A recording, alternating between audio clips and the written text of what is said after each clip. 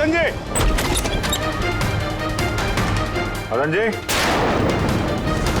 मदन जी,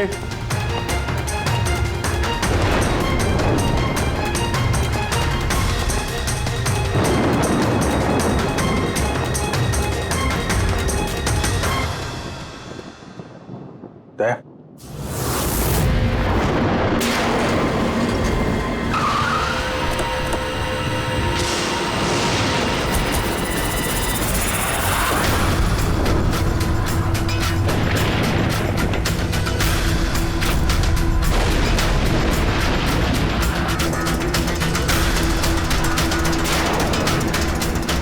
मदन जी, कौन है?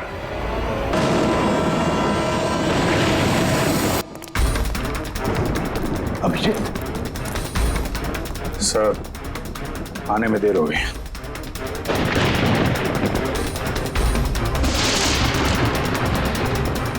My God,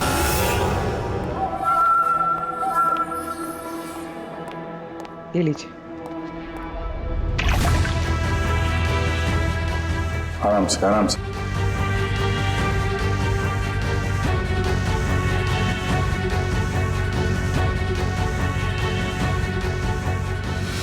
Madan ji, आप ठीक तो है ना? क्यों, क्या हुआ आपको? कोई है? हाँ? मेरी जान लेना चाहता है। कौन? हर वक्त मेरे आसपास ही रहते, मुझे कभी अकेला नहीं छोड़ते। शायद इस वक्त भी मुझे देख रहे, सुन रहे। देखिए मदन जी, घबराइए मत, आपको कुछ नहीं होगा, हम लोग हैं ना।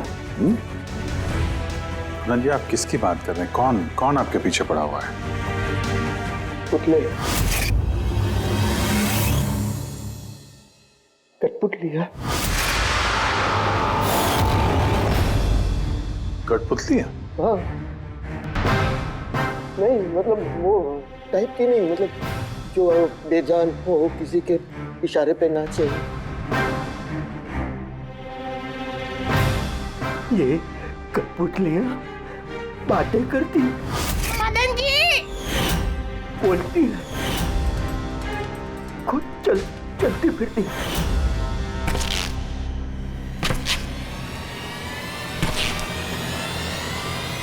मदन जी, ओ मदन जी। बातें करने वाली कठपुतलियां? हाँ, मैं जानता हूँ आपको मेरी बात का यकीन नहीं होगा, लेकिन बात ये किसी को नहीं होगा।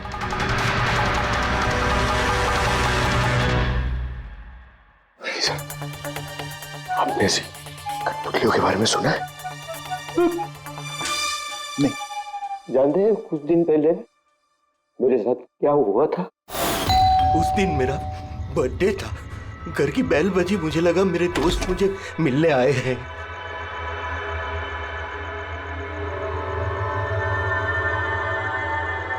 इतनी रात को किसने बेल बजाई होगी? कमाल है। मदन जी,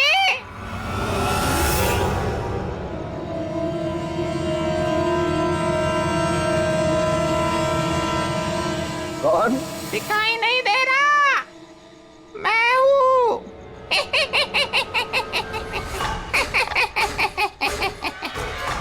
मैं ही हूँ, इतना हैरान होने की जरूरत नहीं। पता है यहाँ मैं क्यों आया हूँ? क्यों? तुम्हारी जान लेने। क्या? हाँ, तुझे जान से मारने। रवि, कविता, जल्दी यहाँ आओ। क्या हुआ भाई साहब? ये पुतला, ये इसने मुझे कहा कि ये मेरी जान ले लेगा। क्या? हाँ भाई साहब, ये बेजान पुतला है। हाँ, वही तो ये आपकी जान कैसे लेगा? भाई साहब, आप हमारे साथ मजाक कर रहे हैं क्या? हाँ, नहीं, कैसी बात कर रहे हो तुम रवि? है मैं ऐसा बेहुदा मजाक क्यों करूंगा तुम लोग, और वो भी आज के दिन? अरे मैंने खुद सुना, इसने मुझे कहा कि वो जान ले लेगा। एक मिनट, मैं देखता हूँ। संभालना रवि, ये शांत।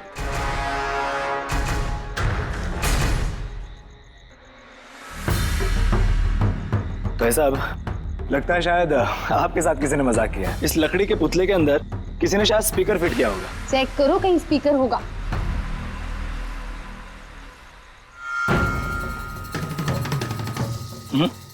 नहीं, इसमें तो कुछ भी नहीं है। अब कहाँ है वो पुतला? कैसे होगा?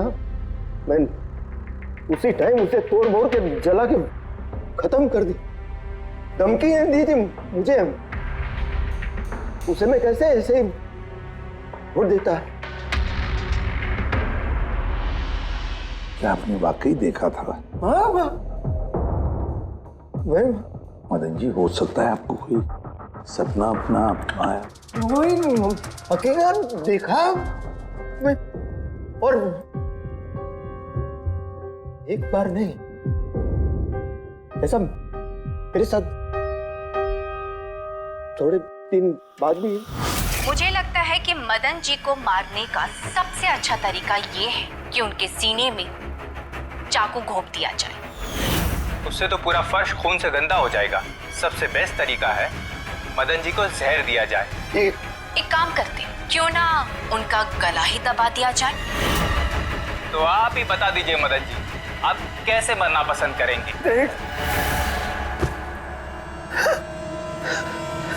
मदन जी,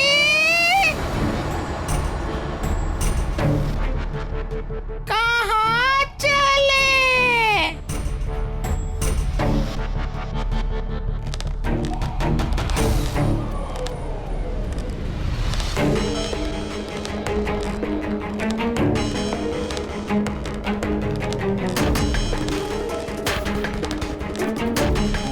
तो बताओ मदन जी,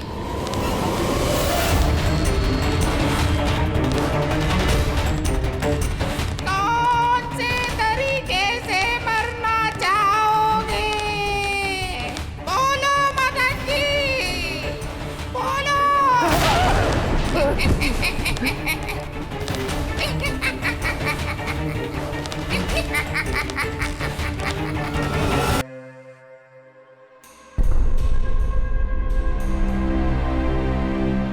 वाकई मदन जी की जान को वाकई खतरा था। सही कह रहे थे, कोई वहम नहीं था।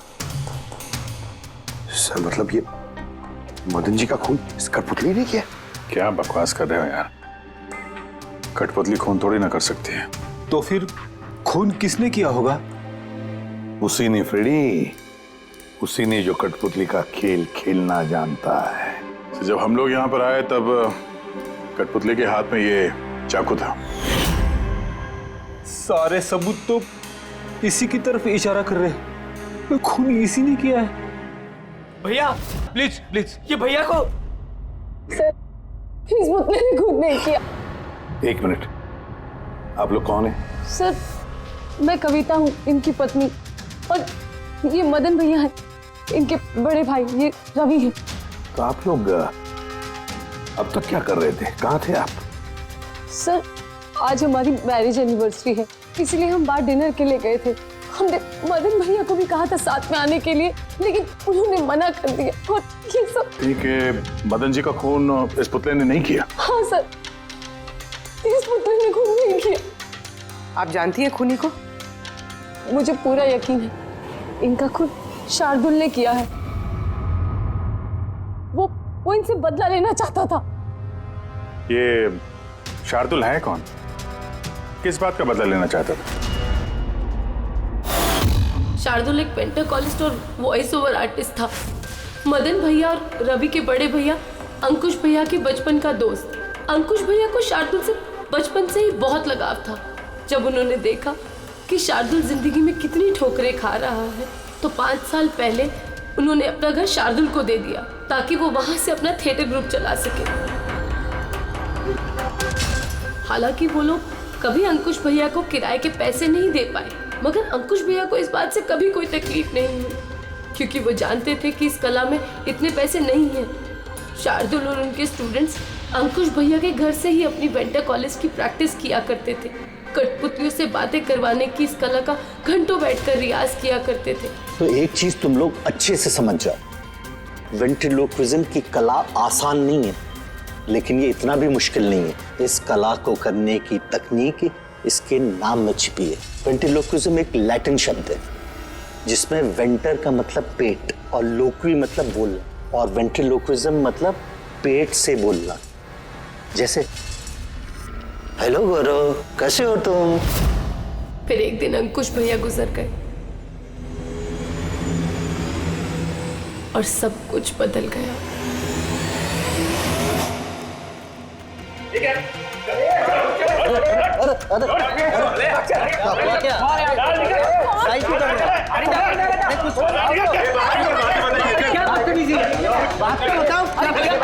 चाहिए क्या? रवि, मदन, इधर क्या हो रहा है? क्या हो रहा है? ये जो इतने वक्त से तुम्हारी मुफ्तखोरी चल रही थी ना, आज से बंद हो रही। हमने यहाँ कोई धर्मशाला नहीं खोल रखी। लेकिन मदन, अंकुश ने तो कहा था। कौन अंकुश? जो मर गया वो जिंदा नहीं है, दुनिया में नहीं है। आज तक उसके तरीके से चलता था, अब मैं हूँ, मेरे तरीके से चलेगा। सुना तुमने? चलो जगह खाली करो। रवि, समझा अपने भाई को। वो क्या समझाएगा मुझे? मैं समझता हूँ ना सब कुछ। और अगर यहाँ रहना ही है तो किराया देना पड़ेगा। किराया? हाँ, किराया। कितना किराया देना होगा हमें? 4 लाख। 4 लाख? मगर 4 लाख तो हमारे पास नहीं है। नहीं है तो खाली करो, वरना पुलिस को बुला के तुम सबको जेल में भिजवा दूंगा। वहां पर रहने का कोई किराया भी नहीं देना पड़ेगा। मदन, हमें कुछ मोहलत दो। हम इतनी जल्दी कहाँ जाएंगे? मोहलत कुछ नहीं मिलेगी। बहुत सुन लिया मैंने, बहुत देख लिया तुम लोग का तमाशा। निकलो निकलो यहाँ से। अरे एक मिनट, जब तक आज तक का तुम किराया मुझे नहीं देते, ये जो सामान तुम्हारा पड़ा है ना, और ये क्या है, कठपुतलियां, वो सब मेरे कब्जे में रहेगी। अगर तुम ये भी हमसे छीन लोगे तो हम तुम्हारा किराया कैसे चुकाएंगे? वो मैं नहीं जानता। सर ऐसा मत कीजिए सर, हम आपके सारे पैसे चुका देंगे। Sir please. सर आपको ये सब बेजान कठपुतलियां लगती हैं, मगर हमारी जिंदगी बसी है इन सब में। ए भाई ट्रेजेडी किंग, ये सब तुम्हारा मेलोड्रामा है ना, मेरे अंकुश भाई के पास चलता है, मेरे सामने नहीं। और ये क्या? ये 4 लाख रुपया कमा के देगी ये कठपुतलियां? अरे 4 लाख क्या, 4,400 रुपये भी कमा के नहीं दे सकती है। जानते हो क्यों? क्योंकि ये कला खत्म हो चुकी है, जीरो। ये तुम्हारे गुरु है ना, कौन, शार्दुल, उसकी तरह किसी काम की नहीं है। लूजर है, लूजर ये। चले निकल निकल।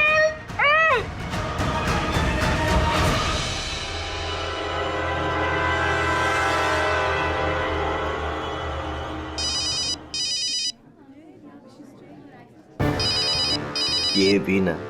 कौन है भैया? और कौन? शार्दुल। बार बार मुझे इस तरह फोन करके धमकियां देता है। मैं देखता हूँ। मैं आ रहा हूँ तुझे मारने। अब तेरी जिंदगी कुछ ही दिन की मेहमान है। हेलो भैया, मेरे ख्याल से हमें पुलिस के पास जाना चाहिए। पुलिस डिपार्टमेंट में मैं किसी को जानता हूँ, शायद वो हमारी मदद करे। हाँ भैया, मुझे बिल्कुल भी उम्मीद नहीं थी कि शार्दुल इतना सनकी निकलेगा। हमें पुलिस के पास जाना चाहिए। कोई फायदा नहीं, ये शार्दुल अपने मोबाइल से फोन नहीं कर रहा, कोई लैंडलाइन नंबर से कर रहा है। Landline number? मैं पता लगाता हूँ ये नंबर कहाँ का है। क्या? ये क्या बोल रहे हो तुम? हाँ सही बोल रहा हूँ, ये नंबर इस हॉस्पिटल के मॉर्ग रूम का है। शार्दुल मुझे मॉर्ग रूम से धमकी भरे फोन क्यों करेगा? इस नंबर से इन लोगों को धमकी भरा कॉल आ रहा है। कल रात को भी आया, आज सुबह भी, लगातार 3 दिनों से आ रहा है। कौन कर रहा है ये कॉल? सर इस फोन से किसी को भी फोन करने की इजाजत नहीं है। मैं सारा दिन यहीं पे रहता हूँ, इस फोन से किसी ने भी कोई कॉल नहीं किया। तो फिर तुमने किया होगा फोन? साहब मैं क्यों फोन करूंगा, मैं तो आप लोगों को जानता भी नहीं हूँ। हाँ तो हो सकता है तुमने शार्दुल के कहने पे किया हो। क्या नाम दिया आपने? शार्दुल। शार्दुल? ये है शार्दुल, जानते हो इसे? ये आप लोगों को कैसे कॉल कर सकता है? क्यों नहीं कर सकता कॉल?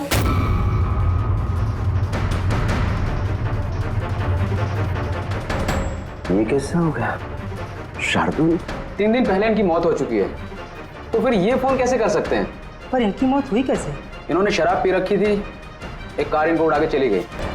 अगर ये यहाँ मरा पड़ा है तो मुझे धमकी भरे फोन कौन करता था?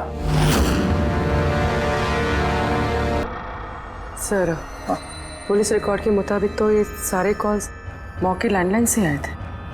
लेकिन मौका का फोन लाइन तो कोई इस्तेमाल कर ही नहीं रहा था। ये सब कैसे? पूर्वी, अच्छी तरह से चेक करो, देखो चक्कर क्या है, मामला गड़बड़ है। सर इन्हें कुछ पता नहीं चलेगा। आप ऐसा क्यों कह रही हैं? क्योंकि सीआईडी जिंदा इंसानों को पकड़ सकती है, आत्माओं को नहीं।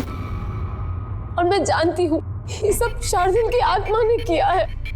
देखिए, आत्मा जैसी कोई चीज नहीं होती है। पढ़ी लिखी होने के बाद भी आप ऐसी बातें कर रही हैं। आप भी तो पढ़े लिखे, आप ही बताइए ना, एक लाश मौत से फोन कैसे कर सकती है? कैसे मदन भैया से वो कठपुतलियां बात कर सकती है? सर आपको ये सब नॉर्मल लग रहा है? आप लोगों ने भी ऐसा कुछ अनुभव किया जैसे मदन जी ने किया था? जी सर। नहीं, हट जाओ, आज मैं तुम्हें छोड़ूंगा नहीं। बहुत परेशान किया है तुम लोगों ने मुझे, मार डालूंगा मैं, आज तुमको छोड़ूगा नहीं। भैया हट जाओ। नहीं भैया क्या हुआ? क्या बताना? अरे भैया ये क्या कर रहे हैं भैया?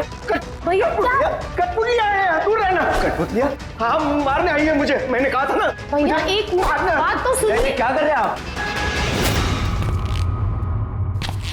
रवि, ये आवाज ऊपर से आ रही है। हाँ, लेकिन ऊपर तो कुछ भी नहीं है, बस स्टोर रूम है और एक बंद पड़ा हुआ कमरा है। Store room?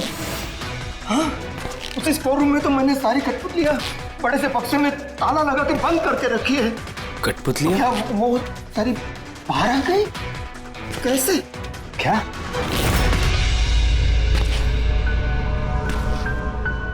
भैया आप डरिए मत, आइए ऊपर चलिए।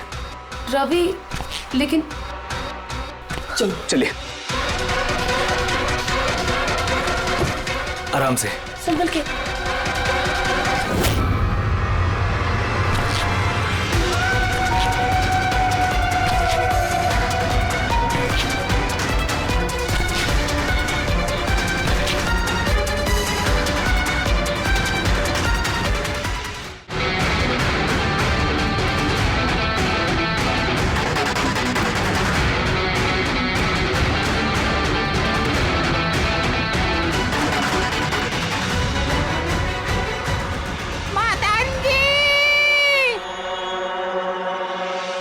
भाई साहब, आवाज इस कमरे से आ रही है। आइए।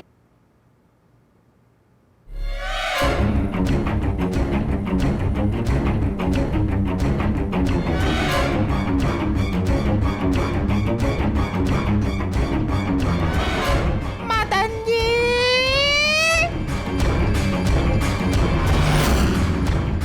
मदन जी, कैसा लगा मुझे मिलके? सोचा मारने से पहले मिल तो लूं।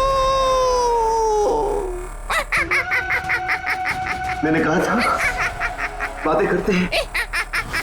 सर मदन भाई साहब ने सभी कठपुतलियों को बक्से में बंद करके रखा था, लेकिन पता नहीं ये कठपुतलियां कहां से बाहर आ रही हैं। हमें वो बक्सा भी देखना है और वो कमरा भी जहां पर लोगों ने वो कठपुतली देखी थी। कहाँ है? सर दोनों कमरे ऊपर ही है सर। चलिए दिखाइए। आइए सर।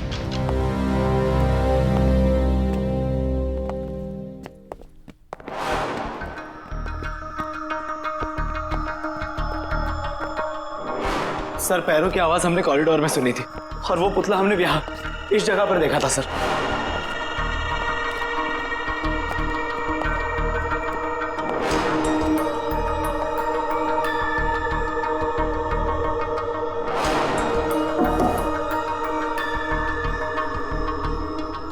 ये कमरा एकदम खाली क्यों है? सर मैंने सोचा था कि यहाँ पर ट्रेडमिल और बाइसिकल रखूंगा और थोड़ी एक्सरसाइज करूंगा, पर कभी टाइम ही नहीं मिला।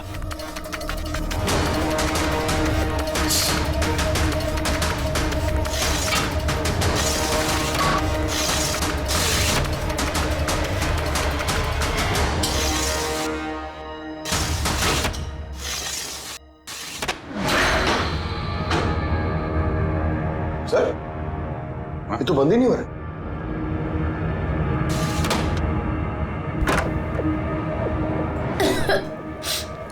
आइए सर। सर यही वो पेटियां हैं जिनमें कठपुतलियां बंद थी। इसे लाइट ऑन करना।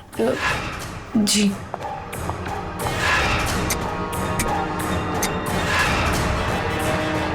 सर ये कमरा बहुत दिन से बंद है तो शायद बल्ब खराब हो गया।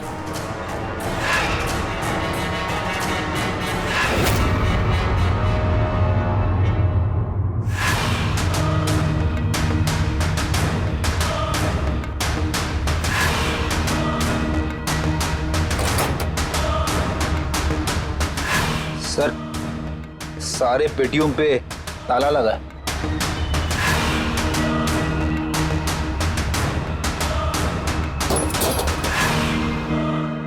मगर ये ताले मजबूत नहीं है, कोई भी इसे आसानी से खोल सकता है।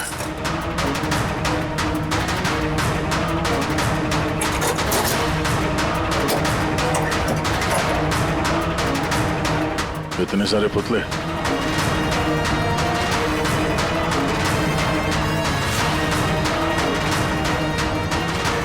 देखे जरा इसमें कोई मैकेनिज्म फिट तो नहीं है। सर मैं आपसे बोल तो रही हूँ ये बात नहीं करते हैं। जरूर इसमें शार्दुल की आत्मा आकर बात करती है। अंदर कोई मैकेनिज्म या कोई स्पीकर तो है नहीं जिससे आवाज आ सके। सर वाकई में ये सच बोल रही है, ना तो कोई मैकेनिज्म है और ना ही कोई स्पीकर, तो फिर ये कठपुतलियां बोल कैसे सकती है?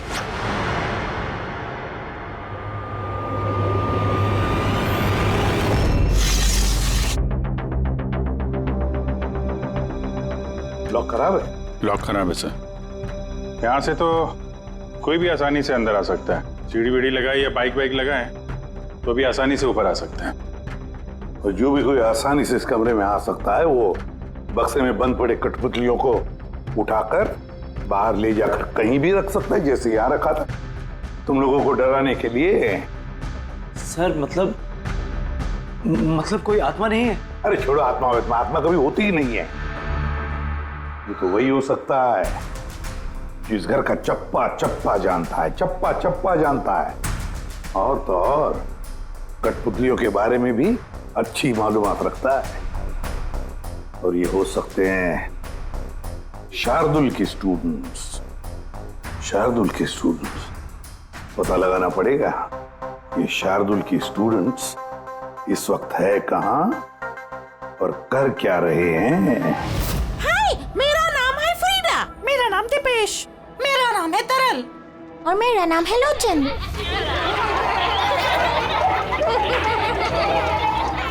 आज मैं आप सबको एक बहुत ही अच्छी कहानी सुनाने वाली हूँ। नहीं, हमेशा तुम ही क्यों सुनाओगी कहानी? अरे तो इसमें अर्जी क्या है?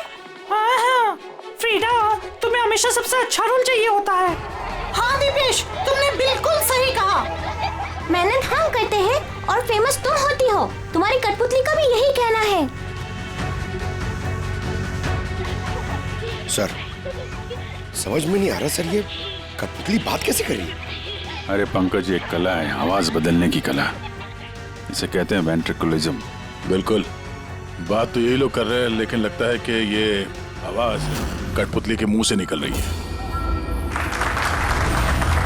मगर सर ये लोग कहाँ बात कर रहे हैं? देखिए ना, इनके तो मुंह भी नहीं चल रहे। देखो मैं कह रहा हूँ मैं सबसे बेस्ट हूँ। हाँ, यही तो कला है पंकज, बिना मुंह खोले इतनी साफ आवाज में बात करना।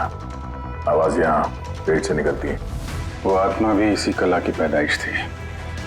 उन पुतलों ने इसी कला के जरिए मदन जी से बात की थी और वो न्यूज रीडर्स ने भी। मगर सर ये लोग तो कठपुतलियों को ऐसे हाथ से हिला रहे हैं सर।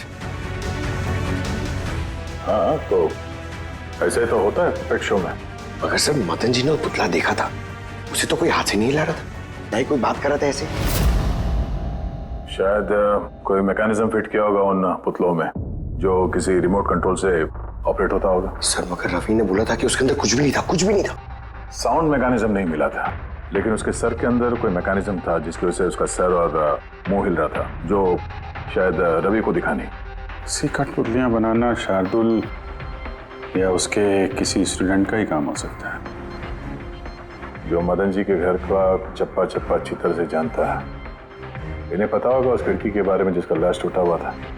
घर में घुस के जगह जगह कठपुतलियां लगाना और उनसे बातें करवाना तो इनके बायत का खेल है। मगर सर, मॉर्ग से इन लोगों ने कॉल कैसे किया?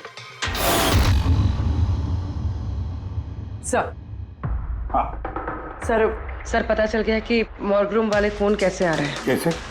सर इसके लिए स्पूफिंग सॉफ्टवेयर का इस्तेमाल किया गया। Spoofing software? ये क्या होता है? सर अभी बताती हूँ।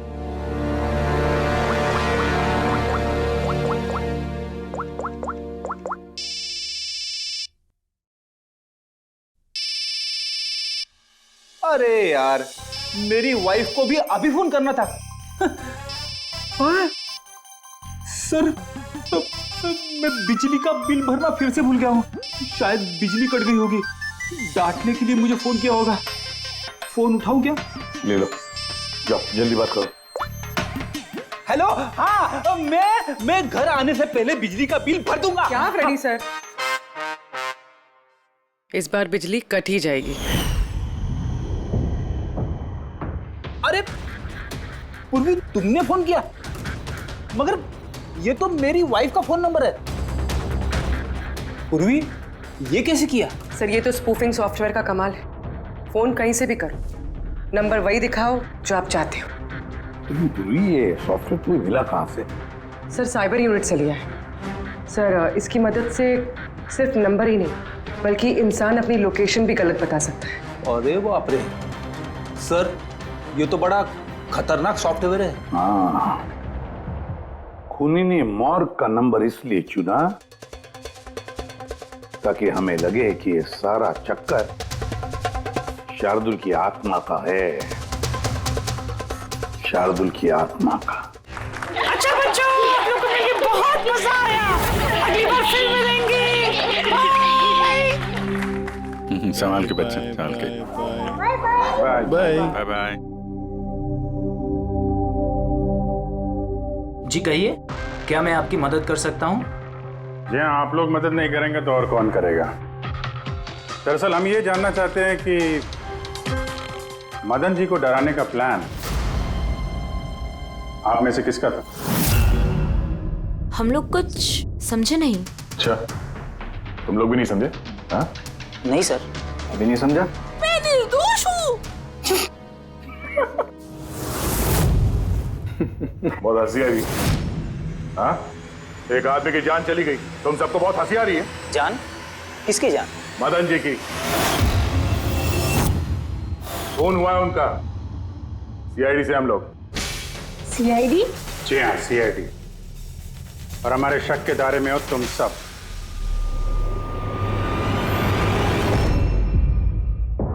कल तुम लोग कहाँ थे? मैं कल अपने दोस्त सलोनी के घर पे था सर। आप उसके घर वालों से पूछ सकते हैं। और तुम कहाँ थे? सर हम, मेरा मतलब लोचन और मैं एक शो के लिए गए थे पुणे। आज सुबह ही लौटे हैं हम। पुणे? कैसे गए थे पुणे? रेडियो कैब से। आई हैव द इंफॉर्मेशन, आप चेक कर सकते हो। ये लीजिए। क्या हुआ? बहुत पसीने छूट रहे हैं तुमको? हाँ? तुम कहाँ थे कल रात? सर वो मैं बताता हूँ। तुम कल रात मदन के घर में थे या नहीं? हाँ मैं वहाँ, लेकिन मैंने किसी को नहीं मारा। क्या करने गया था फिर वहाँ? हाँ? सर हम तो बस मदन को सबक सिखाना चाहते थे। जो कुछ उसने शार्दुल सर के साथ किया वो बहुत गलत किया। और हाँ, आज अगर शार्दुल सर हमारे बीच नहीं है तो वो सिर्फ एक इंसान के कारण, वो है मदन। उनके कारण ही उन्होंने दारू पीना चालू किया और वक्त से पहले गुजर गए। तो तुम लोगों ने सोचा खून के बदले खून? नहीं नहीं सर, हम बस डराना चाहते थे। गौरव का प्लान था ये। हाँ सर, गौरव ने कल रात मुझे फोन करके बुलाया था तकरीबन 11:30-12 बजे के आसपास, लेकिन मैं थोड़ा लेट हो गया और 12:30 बजे पहुंचा।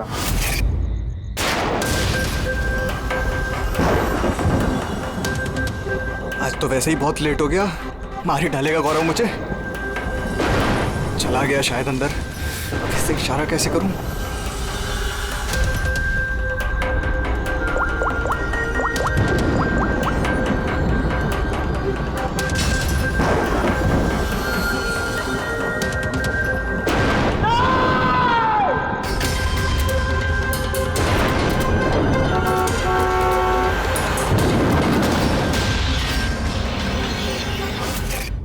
तो हुई ना, मदन जी का खून हुआ रात में। सर मेरा इस खून से कोई लेना देना नहीं है। और गौरव का? सर ये तो गौरव ही बता सकता है ना। ठीक है, बुलाओ गौरव को। कहाँ है वो? गौरव तो फिलहाल गोवा में। गोवा? गोवा किस लिए? सर ये पता नहीं। उसको बचाने की कोशिश मत करना, वरना खुद बच जाओगे, समझे? नहीं सर, ऐसी बात नहीं है। कल रात को जब मैंने उसे फोन किया तो उसका फोन बंद आ रहा था। आज सुबह उसका मैसेज आया मेरे पास। मैसेज इधर सर। कल रात कुछ ऐसा हुआ जो नहीं होना चाहिए था। मैं गोवा पहुंच गया हूँ कुछ दिन छुपने के लिए, लेकिन ये गोवा पहुंचा कब और कैसे? जब हम लोग क्राइम सीन पे पहुंचे तो वो वहां पे था नहीं। हाँ, अगर हम मान भी ले कि जब हम लोग वहां पर पहुंचे उससे ठीक पहले वो वहां से निकला था, तो वो गोवा कैसे पहुंच सकता है? खून हुआ रात के 1 बजे, उसके बाद हम लोग वहां पहुंचे और रात को कोई फ्लाइट तो है नहीं गोवा जाने वाली। सर अगर फ्लाइट से नहीं और बस से या फिर गाड़ी से गया हो तो? नहीं पंकज, ड्राइव करके गोवा पहुंचने में कम से कम 12 घंटे लगते हैं और ये मैसेज आया है सुबह 9 बजे। मतलब गोवा पहुंचने से पहले ही उसने मैसेज कर दिया कि वो गोवा पहुंच चुका है। पंकज जरा पता करो गौरव के मोबाइल की लास्ट लोकेशन क्या थी। नंबर देना गौरव का। ओके जी, थैंक यू। सर गौरव का आखिरी लोकेशन मदन जी का बंगलो ही था और कल रात 11:30 बजे उसका फोन बंद हुआ। 11:30? Hello, thank you sir. Gaurav Kumar नाम का कोई भी आदमी गोवा के किसी भी फ्लाइट में नहीं था, ना आज सुबह ना कल रात को। और तो और सर ये किसी भी एयरपोर्ट के सीसीटीवी फुटेज में भी दिखाई नहीं दिया। मतलब अपना शक सही निकला, गौरव यही है उसने या फिर किसी और ने उसके फोन से ये मैसेज भेजा है कि वो गोवा गया है। लेकिन सर कोई ऐसा करेगा क्यों? वो तो अभी पता नहीं है फ्रेडी, लेकिन एक बात समझ में नहीं आ रही। गौरव जी को मदन जी को मारना था तो वो कभी भी मार सकता था, ये डराने का ड्रामा क्यों? ये चारों लोग मिलकर ये जो कठपुतली का गेम खेल रहे थे, और तो और जब उसने मदन जी को मारा तो इसके बारे में अपने दोस्तों को बताया भी नहीं। यहाँ पे कुछ पेच है। इसका एक ही मतलब है बॉस, या तो गौरव को हड़बड़ी में मदन जी को मारना पड़ा जब वो पकड़ा गया, या फिर खूनी गौरव नहीं कोई और ही है। सर अगर खूनी कोई और है तो फिर ये गौरव कहाँ है? हो सकता है खूनी ने गौरव को मार के उसे गायब कर दिया और हमारे सामने ऐसे सबूत डाल दिए जिससे हमें ये लगे कि वो हमसे छुप रहा है, गोवा में है। ये लॉक टूटा हुआ है। इसी खिड़की से गौरव और उसके साथी अंदर आते थे मदन जी को डराने के लिए। अगर ये गौरव कल रात यहाँ पे आया था और उसके बाद से गायब है तो हो सकता है उसके साथ जो कुछ भी हुआ यही हुआ। अगर यहाँ उसके साथ कुछ हुआ है तो कुछ ना कुछ ट्रेसेस तो मिलने चाहिए। ल्यूमिनल टेस्ट करके देखते हैं। पूर्वी सर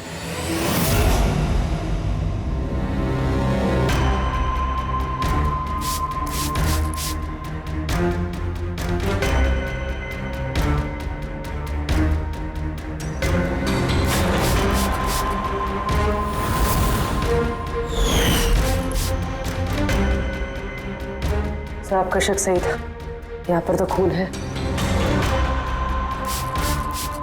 तो इस दरवाजे से जैसे ही बाहर निकला होगा किसी ने हमला किया उसमें। सर इस तरफ तो कोई निशान नहीं है। इस तरफ देखो।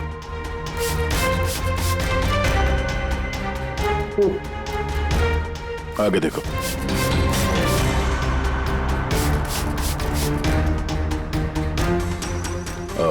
मतलब हमला करने के बाद गौरव को घसीट के यहाँ स्टोर रूम तक लाया गया।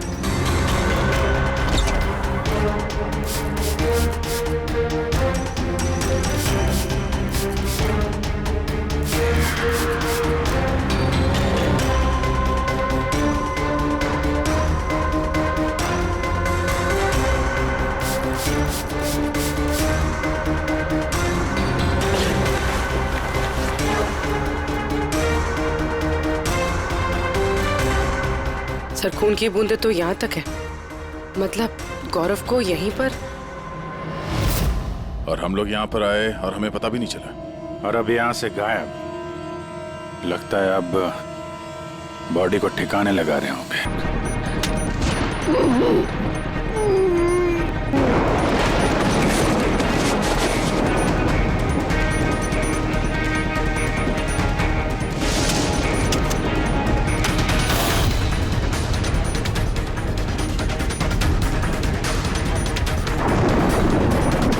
सीआईडी अरे गोली लग जाएगी, भागेगा। चलो पीछे। हाँ जिंदा है। ले जाओ जल्दी हॉस्पिटल। जिंदा दफनाना चाहते थे सर। हाँ लेकिन आपको कैसे पता चला कि हम लोग यहाँ पर हैं? आजकल मोबाइल के जरिए भी मुजरिमों को पकड़ लेते हैं हम लोग। उस खुदगर्ज और लालची इंसान का मर जाना ही ठीक था।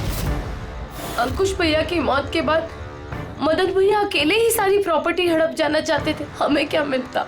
ठेंगा। हमने ये प्लान तब बनाया जब घर में वो कठपुतलियों वाले हादसे होना शुरू हुए।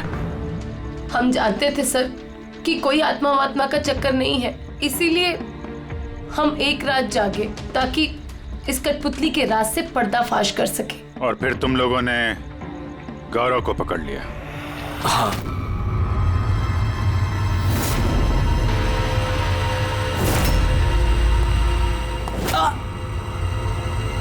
के बाद हमने सोचा कि उनके इस कठपुतलियों वाले खेल का फायदा उठाकर हम मदन भैया को मार सकते हैं। इसलिए गौरव पर हमला करके उसे बक्से में छुपा दिया और फिर मदन जी का खून करके हमें गुमराह करने की कोशिश की।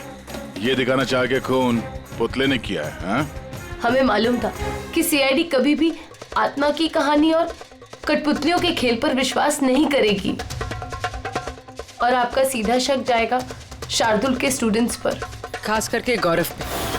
और हमें गुमराह करने के लिए तुमने वो गोवा वाला मैसेज भेज दिया। हाँ, हमने सोचा कि आप पूरी जिंदगी भर गौरव को यहाँ वहाँ ढूंढते रहेंगे और हम उसे मारकर यहाँ दफना देंगे। पैसों के चक्कर में तुमने अपने भाई की जान ले ली। क्या करोगे इन पैसों का? अब ये पैसे ना तो तुम्हें जेल की सलाखों के पीछे जाने से बचा सकते हैं और न शायद फांसी के फंदे से।